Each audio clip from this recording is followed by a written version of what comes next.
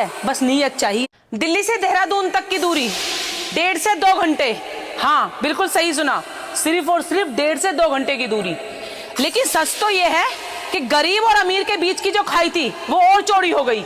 एक तरफ तो खड़ी है करोड़ों की मर्सिडीज गाड़ी और वहीं दूसरी तरफ 2 लाख की खटखट करती हुई कर्जे में डूबी हुई ऑल्टो कार। दोनों एक साथ टोल पे रुकते हैं और मर्सिडीज वाला तो 700 रुपए ऐसे देता है जैसे पान खा के सड़क पे थूक दिया हो, और वही 700 रुपए जब वो ऑल्टो वाला देता है तो ऐसा लगता है कि जैसे उसकी बीवी के हाथ से हफ्ते भर की सब्जी का थैला छिन गया हो, जैसे बच्चे का दूध छिन गया हो, गैस का सिलेंडर अगले महीने तक टल गया हो। एक अमीर आदमी के लिए वो 700 रुपए सिर्फ एक टोल है, और गरीब आदमी के लिए उसके खून पसीने की कमाई है जिससे उसका पूरा घर हिल जाता है। अब आप ही बताओ ये कैसा इंसाफ है, ये कैसी बराबरी है?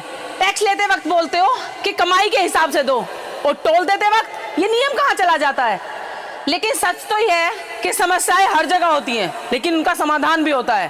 टोल को गाड़ी की वैल्यू से जोड़ा जा सकता है। जिस गाड़ी की कीमत 5 लाख से कम है उसका टोल कम, और 5 से 15 लाख वालों के लिए मीडियम, और 15 लाख से ऊपर प्रीमियम टोल। आरसी रजिस्ट्रेशन में गाड़ी की वैल्यू पहले से लिखी होती है, तो उसी डेटा के आधार पर सिस्टम अपने आप कैटेगरी बना सकता है। और ये इतना मुश्किल भी नहीं है, क्योंकि फास्टैग हर गाड़ी से पहले से ही जुड़ा हुआ है। बस उसे आरसी और गाड़ी की कैटेगरी से लिंक कर दो, टोल अपने आप अलग अलग कटेगा, बिना किसी बहस के और बिना किसी झंझट के। और जो लोग नौकरी करते हैं, जो अपनी कवाड़ा जैसी ऑल्टो कार को भी अपनी नौकरी तक घसीट कर ले जाते हैं, और उनके फास्टैग पे मंथली पास या ऑटो डिस्काउंट लगा दो।